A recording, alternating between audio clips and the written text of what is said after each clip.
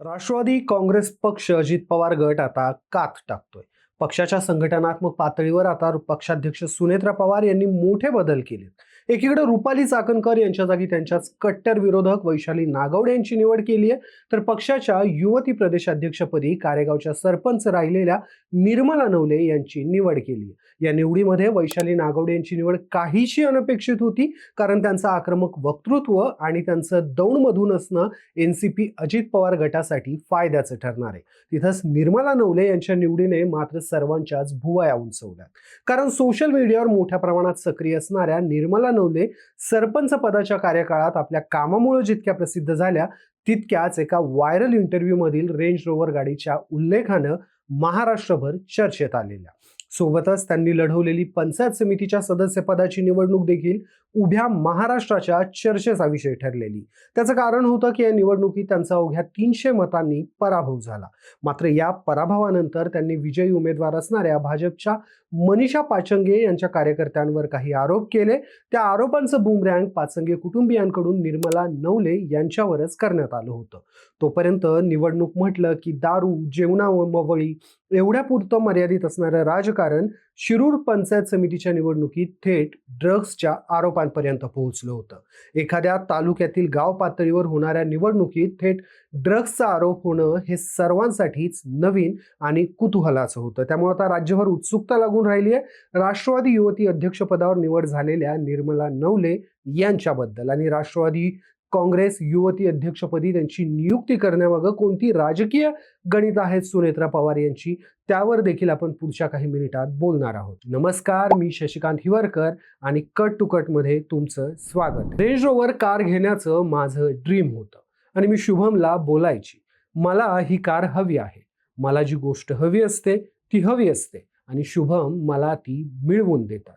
If I want it means I want anyhow. कारेगावच्या सरपंच निर्मला नवलेंच्या interview मधील या लाईन काही कालावधीपूर्वी सोशल मीडियावर मोठ्या प्रमाणात ट्रेंडिंगला आलेल्या. त्यानंतर निर्मला नवले हे नाव महाराष्ट्रामध्ये सर्वदूर पोहोचलं. या व्हिडिओवर अनेक मीम्स बनवले गेले, ट्रोलिंगही झालं. मात्र त्यातून निर्मला नवले हे नाव झळाळून पुढे आलं हे मात्र खरं.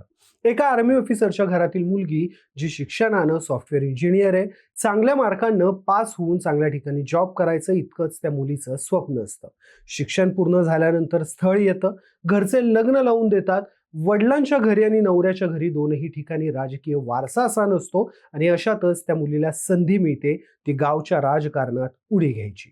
ही मुलगी ते धाडसही करते, राजकारणात येते आणि अवघ्या 26व्या वर्षी कारेगाव सारख्या मोठ्या ग्रामपंचायतीच्या सरपंच होते.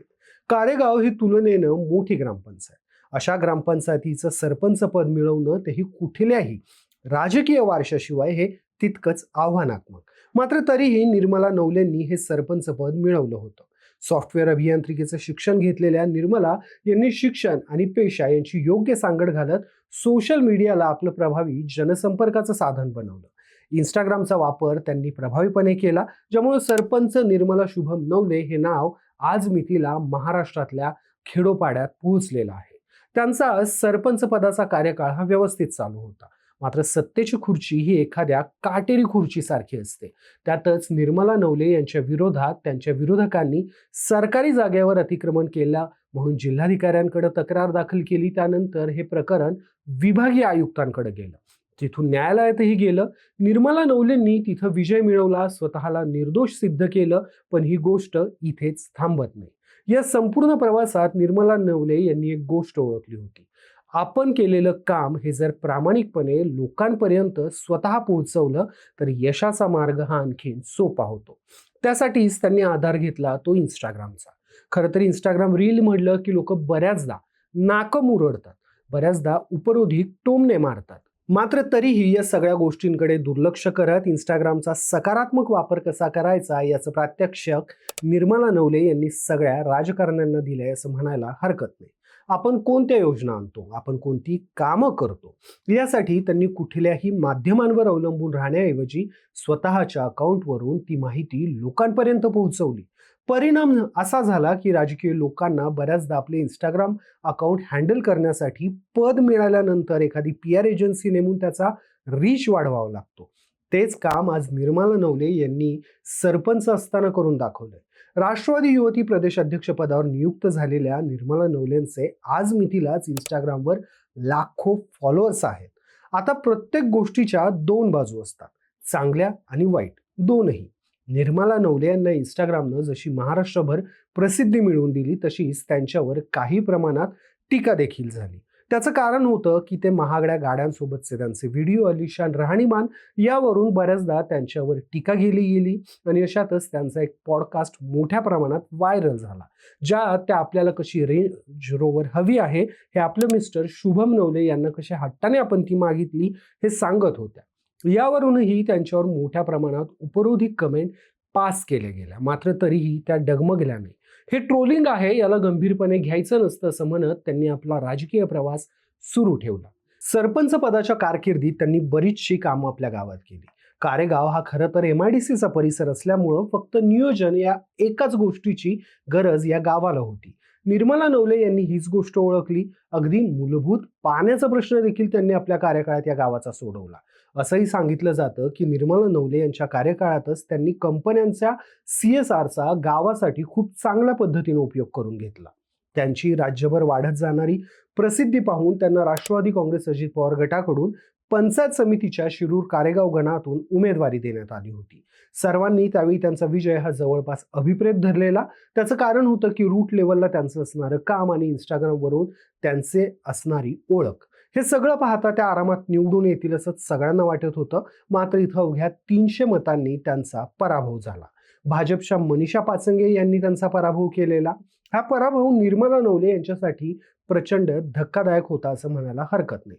आपल्या पराभवानंतर त्यांनी या निवडणुकीच्या काळात तरुण कार्यकर्ते रात्रभर जागेच राहावेत यासाठी विरोधातल्या गटाकडून ड्रग्सचा वापर केला गेला. याचे गंभीर परिणाम येणाऱ्या काळात दिसून येतील. माझ्या गावातील 30 ते 40 तरुण ड्रग्सच्या आहारी गेलेत.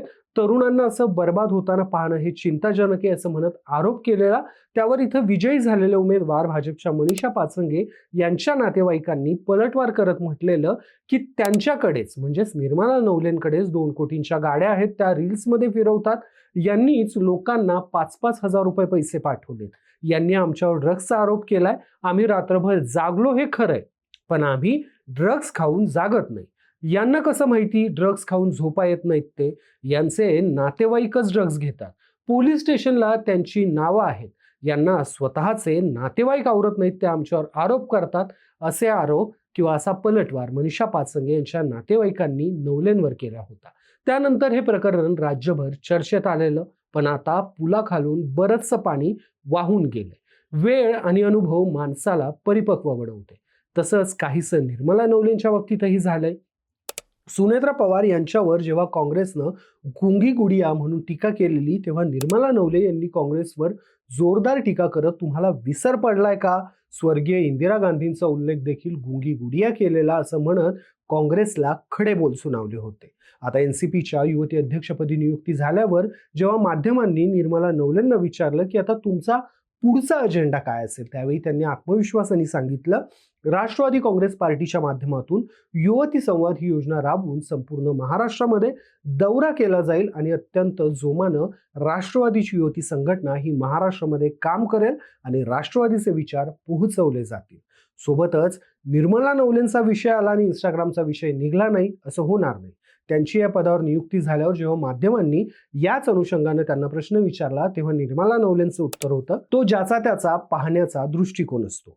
मी इन्फ्लुएन्सर नसून कारेगाव नगरीच्या सरपंच पदावरती कार्य केलेलं आहे.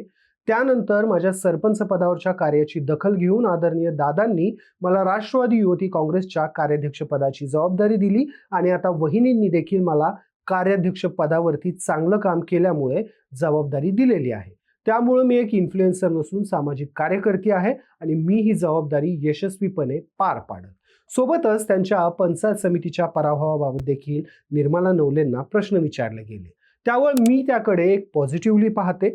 जर आपला विजय झाला तर आपल्याला खूप काही देऊन जातो आणि पराभव हा आपल्याला खूप काही शिकवून जातो. हा पराभव मला खूप काही शिकवून गेलाय आणि आत्ता मला पक्षाची जी जबाबदारी भेटली आहे, या सर्व अनुभवांचा उपयोग येणाऱ्या काळामध्ये मला होईल असंही निर्मला नवलेंनी म्हटलंय. त्यामुळे आता निर्मला नवलेंच्या नियुक्तीनंतर NCPचा प्रभाव आणखी किती वाढतोय याची उत्सुकता NCPच्या कार्यकर्त्यांसोबत राज्याला देखील आहे. तुर्तास आपण इथेच थांबूयात. मात्र तुम्हाला काय वाटतं? निर्मला नवले यांच्या नियुक्तीमुळे एनसीपी सर्वदूर आपला प्रभाव वाढवू शकेल का? त्यांच्या फेमचा पक्षाला किती फायदा होईल? तुमची मतं मला कमेंट्समध्ये आवर्जून कळवा. हा व्हिडिओ जर तुम्हाला आवडला असेल तर या व्हिडिओला लाईक करा, शेअर करा आणि अशाच राजकीय घडामोडी जाणून घेण्यासाठी कट टू कटला सबस्क्राईब करायला विसरू नका.